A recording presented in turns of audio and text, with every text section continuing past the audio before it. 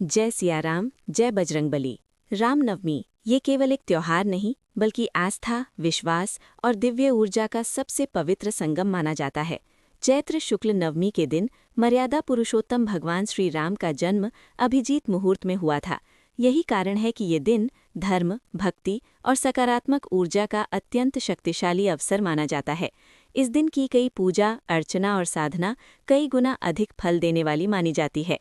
रामनवमी के दिन ब्रह्म मुहूर्त में उठकर स्नान करना अत्यंत शुभ माना जाता है। स्नान के बाद स्वच्छ या पीले अथवा लाल वस्त्र धारण करें।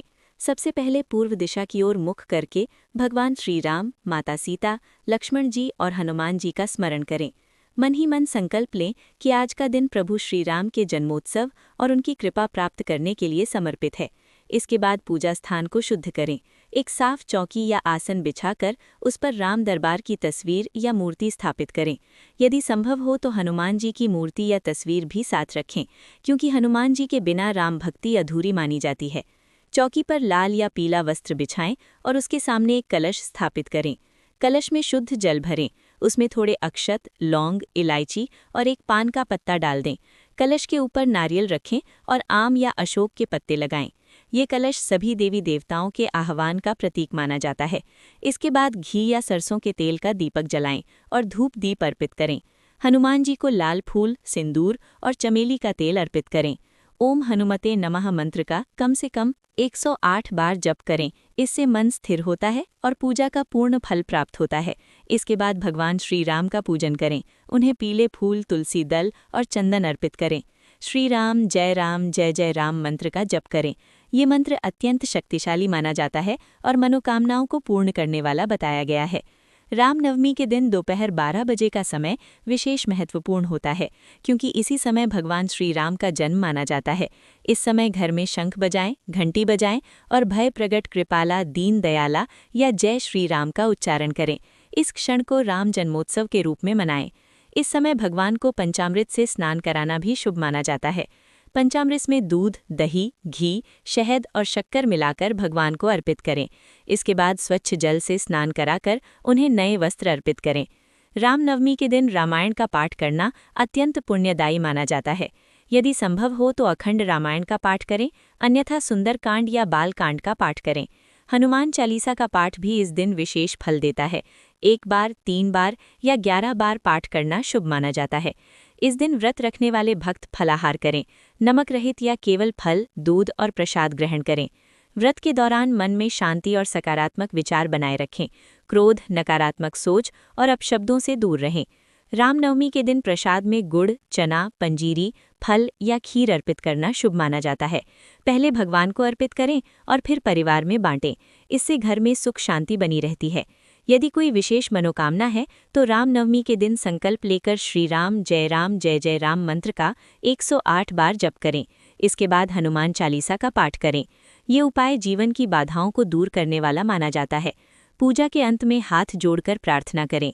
हे प्रभु श्री राम, आप धर्म और सत्य के प्रतीक हैं। मेरे जीवन में सद्बुद्धि दें, मेरे सभी कष्ट दूर करें और मेरे घर में सुख शांति बनाए रखें। हे पवनपुत्र हनुमान, आप मेरे रक्षक बनकर मेरे जीवन की सभी बाधाओं को दूर करें। सबसे महत्वपूर्ण बात यह है कि इस दिन मन का भाव शुद्ध होना चाहिए। पूजा सामग्री कम हो या अधिक, इससे फर्क नहीं पड़ता। भगवान भाव के भूखे हैं। सच्चे मन से की गई भक्ति ही सबसे बड़ा उपाय है। रामनवमी का ये पावन दिन हमें धर्म, मर्यादा और भक्ति का संदेश देता है। इस दिन श्रद्धा से की गई पूजा जीवन में सकारात्मक परिवर्तन लाती है और भगवान श्री राम तथा हनुमान जी की कृपा प्राप्त होती है। रामनवमी का दिन केवल भगवान श्री राम के जन्म का उत्सव नहीं है, बल्कि ये दिन भक्ति, संकल्प और चमत्कारी सिद्धि का भी माना जाता है। इस दिन यदि भगवान श्री राम के साथ हनुमान जी की पूजा की जाए तो उसका फल कई गुना बढ़ जाता है, क्योंकि हनुमान जी केवल राम भक्त नहीं बल्कि राम कृपा तक पहुंचने का सबसे तेज मार्ग माने जाते हैं। सबसे पहले समझते हैं कि रामनवमी के दिन हनुमान जी की पूजा करने से क्या क्या फल प्राप्त होते हैं। इस दिन हनुमान जी की पूजा करने से सबसे पहला फल मिलता है मन की शांति और भय से मुक्ति।